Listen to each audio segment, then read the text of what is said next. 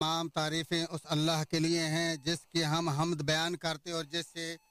استعانت و بخشش طلب کرتے ہیں۔ ہم اپنے نفس کی شرارتوں اور اعمال کی برائیوں سے اللہ کی پناہ میں آتے ہیں۔ جسے وہ ہدایت دیتے اسے کوئی گمراہ کرنے والا نہیں، اور جسے وہ گمراہ کر دے اسے کوئی ہدایت دینے والا نہیں۔ اور میں گواہی دیتا ہوں کہ اللہ وحدہ لا شریک کے علاوہ کوئی معبود نہیں، اور ہمارا گواہی دیتا ہوں کہ ہمارے نبی محمد صلی اللہ علیہ وسلم اس کے بندے اور رسول اللہ آپ اور آپ کے تمام آل و اصحاب پر بے بہا درود سلام نازل فرمائے۔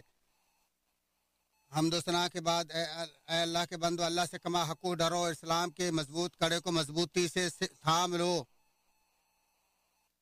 اے مسلمانوں، اس حقیقت پر مزاج و فطرت گواہ ہے کہ اس کائنات کا ایک ایسا پروردگار ہے جو اپنی ذات و صفات میں باکمال اور ہر صفت کے ساتھ اکمل، اعظم اور انتہا درجے سے موصوف ہے،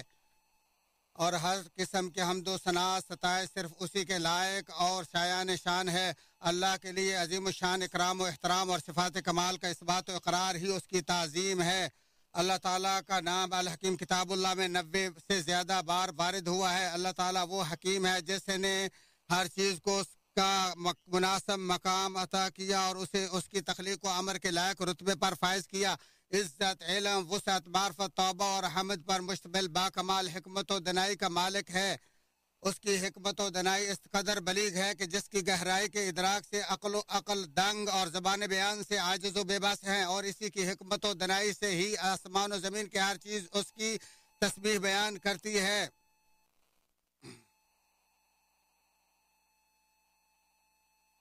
وہی سبحانہ آسمان و زمین کا حکیم و معبود ہے، جیسا کہ فرمایا وہی آسمان و زمین میں معبود برحق اور وہی بڑی حکمت والا علیم ہے۔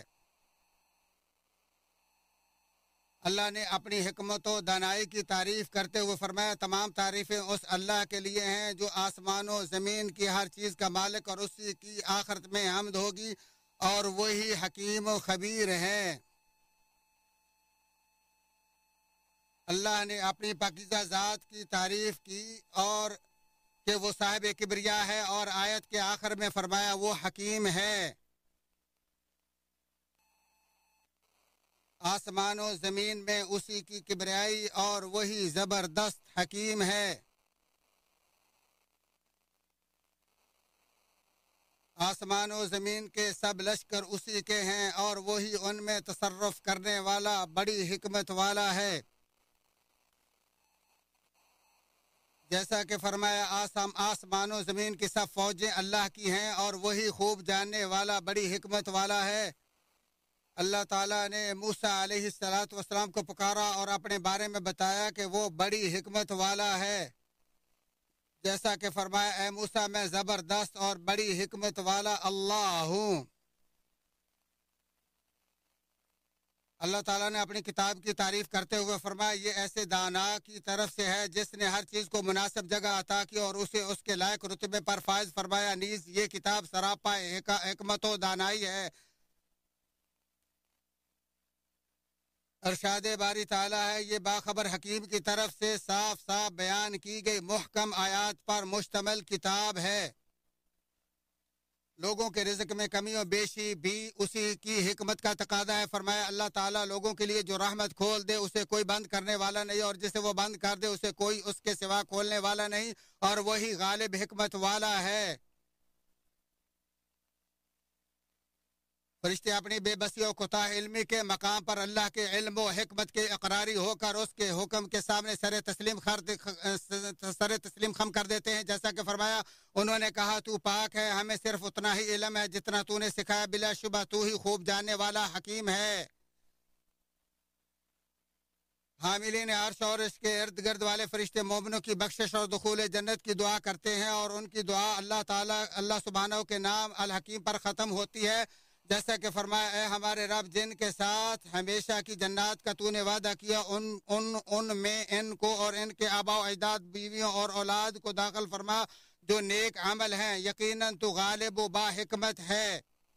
اور اللہ تعالیٰ نے تمام پیغمبروں سے فرمایا بلا شبہ تمام وہی بڑی حکمت والے کی طرف سے نازل ہوتی ہے، جیسا کہ فرمایا اسی طرح آپ اور آپ سے قبل تمام رسولوں کی طرف غالب اور بڑی حکمت والا اللہ ہی وہی نازل کرتا ہے۔ تمام انبیاء علیہم السلام اپنی تمناؤں امنگوں کو منوانے کے لیے اللہ سبحانہ کے الحکیم نام کے واسطے سے دعا مانگتے تھے۔ اور ابراہیم علیہ السلام نے اپنے رب سے اس کی الحکیم نام کے واسطے سے دعا کی وہ ہماری طرف محمد صلی اللہ علیہ وسلم کو مبعوث فرمائے، جیسا کہ فرمائے اے ہمارے رب انہی میں سے ایک ایسا رسول بھیج جو ان کے پاس تیری آیتیں پڑھے، انہیں کتاب و حکمت سکھائے اور انہیں پاک کرے، یقیناً تو غلبہ اور بڑی حکمت والا ہے۔ ابراہیم علیہ السلام نے اپنا وطن چھوڑا اور اللہ کی طرف ہجرت کرتے ہوئے کہا بے شک اللہ بڑی حکمت والا ہے، جیسا کہ فرمایا اور اس نے کہا میں اپنے رب کی طرف ہجرت کرنے والا ہوں جو غالب اور بڑی حکمت والا ہے۔ طویل عمر تک ابراہیم علیہ السلام کے ہاں اولاد نہ ہوئی، پھر فرشتوں نے اس کی بیوی کو بیٹے کی خوشخبری تب دی جب وہ بوڑھی اور بانجھ ہو چکی ہے، سو وہ اس بشارت سے حیرت زدہ ہوتی ہے تو فرشتے اسے کہتے ہیں بلا شبہ اللہ علیم و حکیم ہے، جیسا کہ فرمایا انہوں نے کہا ہاں تیرے رب نے اسی طرح فرمایا ہے، بے شک وہ حکیم علیم ہے۔ یعقوب علیہ السلام نے یوسف اور ان کے بھائی کی گمشدگی پر صبر اور اس غم کی دوری کے انتظار کے ساتھ کشادگی کی امید کے پورا ہونے کے مناسب وقت پر اللہ کے علم کو فوقیت دی اور غم کی دوری کے اسباب کی تیاری میں حکمت الہی پر یقین رکھتے ہوئے اللہ کے نام الحکیم کے واسطے سے پر امید دعا مانگی، جیسا کہ فرمایا بس اب صبر ہی بہتر ہے، قریب ہے کہ اللہ تعالیٰ ان سب کو میرے پاس ہی پہنچا دے، وہی علم و حکمت والا ہے۔ عرصہ دراز کے بعد جب طویل ترین مصائب و پریشانیوں سے یوسف علیہ السلام کی جان چھوٹی تو انہوں نے بھی اللہ کے فضل و احسان کا تذکرہ کرتے ہوئے اس سلسلے میں حکمت خداوندی کو ہی معتبر قرار دیا، جیسا کہ فرمایا اس نے میرے ساتھ احسان کیا جب مجھے جیل سے نکالا اور آپ لوگوں کو صحرا سے لے آیا، اس اختلاف کے بعد جو شیطان نے میرے اور میرے بھائیوں کے درمیان ڈال دیا تھا، میرا رب جو چاہے اس کے لیے بہترین تدبیر کرنے والا ہے اور وہ بہت علم والا حکمت والا ہے۔ اور اللہ سبحانہ کا نام الحکیم اس کی خلق و امر اور اس کے دینی و کونی ارادے سب کو شامل ہے۔ ابن قیم رحمہ اللہ فرماتے ہیں عزت سے مراد کمال قدرت اور حکمت سے مراد کمال علم ہے، اور انہی دو صفتوں کے تحت ہی اللہ سبحانہ و تعالی جو چاہتا ہے فیصلہ کرتا اور حکم دیتا اور منع کرتا ہے، اور اسی کے تحت ستائش و سرزنش کرتا ہے، اور یہی دو صفتیں خلق و امر کا مصدر ہے۔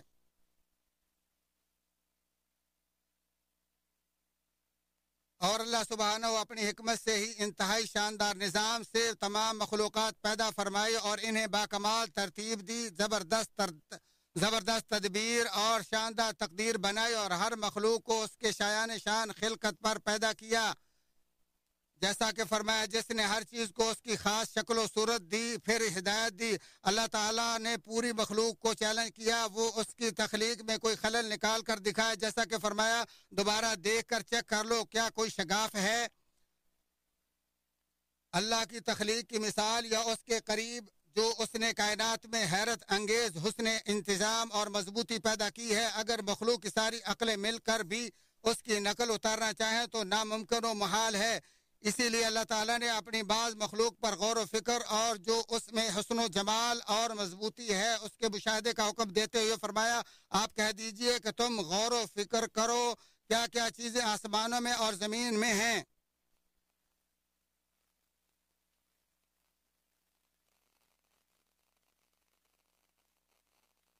اسی سبحانہ کی حکمت کا تقاضا ہے کہ اس نے اپنی مقدس ہستی اسلام اور اپنے اوامر و نواہی سے اپنے بندوں کو آگاہ فرمایا اور کتابیں نازل کیں، اور یہ کہ وہ ہماری توبہ قبول کرنا چاہتا ہے، اور یہ کہ دنیاوی امور کی اصلاح کا انحصار دین پر ہے، جیسا کہ بعض سلف کا کہنا ہے کہ اللہ کے حکم و شریعت کی اگر صرف یہی ایک ہی حکمت عظیم ہوتی کہ وہ ہر خیر و بھلائی کی بنیاد اور تمام خوشیوں کی تکمیل ہے تو یہی کافی اور شافی ہوتی۔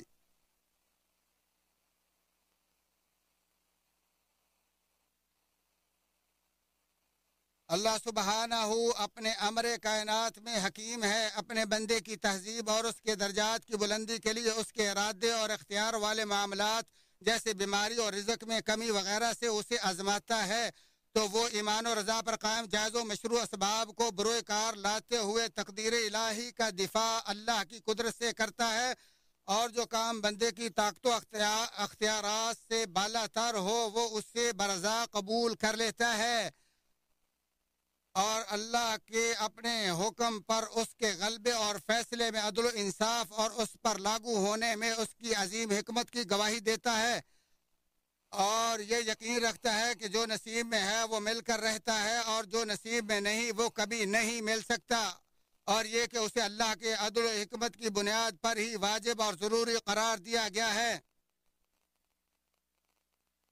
بس اوقات اللہ عز و جل اپنے بندوں کے لیے اپنی بعض حکمتوں کا اظہار کر دیتا ہے، چنانچہ اس نے بتایا کہ کتابوں کے نزول کا مقصد مومنوں کی ثابت قدمی، ہدایت اور ان کے لیے بشارت ہے، جیسا کہ فرمایا کہہ دیجئے کہ اسے آپ کے رب کی طرف سے جبریل حق کے ساتھ لے کر آئے ہیں تاکہ مومنوں کو اللہ تعالیٰ استقامت دے اور مسلمانوں کی رہنمائی اور بشارت ہو جائے، اور رسولوں کو بھیجا تاکہ کسی کے پاس یہ بہانہ نہ رہے کہ اسے دین کا پتہ نہیں تھا،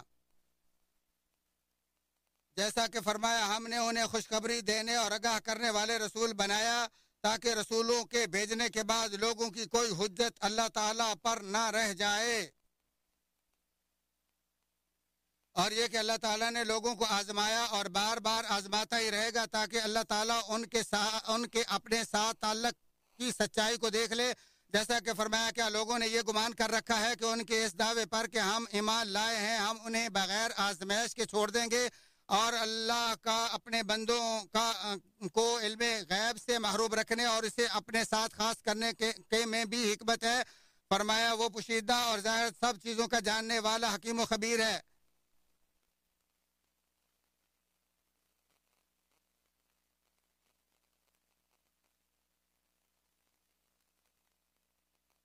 اس تمام تر تفصیل کے بعد اے مسلمانوں، اللہ اکیلا ہی خلق و امر کا حقدار ہے، اپنی کائنات میں جو چاہتا ہے کرتا ہے اور اپنی شریعت میں من مرضی کے فیصلے کرتا ہے، اس سے کوئی سوال نہیں کر سکتا اور نہ ہی اس کی حکمت میں کسی عیب کو مجال ہے، جیسا کہ فرمایا وہ اپنے کاموں کے لیے جواب دہ نہیں جبکہ وہ سب اس کے آگے جواب دہ ہیں، یعنی تمام مخلوقات سے سوال کیا جائے گا۔ مسلمان اللہ کے نام الحکیم کے مفہوم کو عبادت جانتا ہے، کیونکہ جب بندہ اللہ کی حکمت کا پورا یقین کر لیتا ہے تو وہ اس کی حیرت انگیز مخلوق اور مضبوط کاریگری سے لطف اندوز ہوتا ہے، اللہ کی شریعت کی تعظیم کرتے ہوئے اس سے ڈرتا ہے، اپنی خطاؤں پر شرماتا اور اس کے اوامر و نواہی کے سامنے جھک جاتا ہے، اور وہ انتہائی خوش ہوتا ہے کہ اللہ نے اسے اپنی حکمت و مرضی سے اس دین کی سمجھ عطا فرمائی، اور یہ کہ شریعت بڑی حکمت والے کی طرف سے انسانیت کی سعادت مندی کے لیے مارز وجود میں آئی ہے، اور اگر اس پر کوئی مصیبت آتی ہے تو وہ اللہ کی قضاء و قدر پر خوش ہو کر تسلیم کر لیتا ہے کہ جو فیصلہ اللہ نے اس کے لیے کیا ہے وہ اس کے لیے خیر و بھلائی اور بہتری پر مبنی ہے، جیسا کہ فرمایا ہو سکتا ہے کہ تم کسی چیز کو برا سمجھو اور وہ تمہارے لیے بھلی ہو، اور اسے یقین ہو جاتا ہے کہ اس کے پیچھے ضرور کوئی حکمت ہے جس کا اسے پتہ نہیں،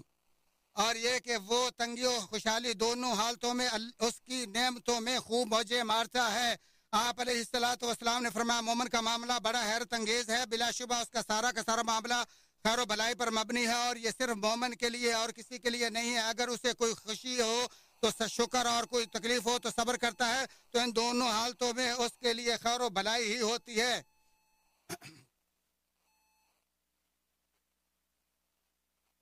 مسلم شریف۔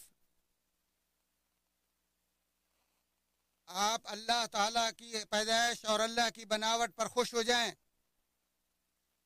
اور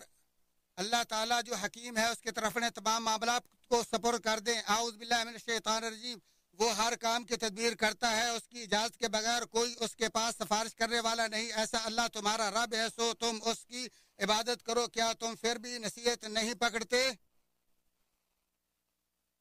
اللہ تعالیٰ میرے اور آپ کے لیے قرآن عظیم کو بابرکت بنائے اور اس کی آیات و ذکر حکیم کو میرے اور آپ کے لیے نفع بخش بنائے، اسی پر اکتفا کرتے ہوئے اپنے تمہارے اور تمام مسلمانوں کے لیے اللہ سے بخش طلب کرتا ہوں، آپ بھی اسی سے بخشش و معافی طلب کرو، وہی بخشنے والا مہربان ہے۔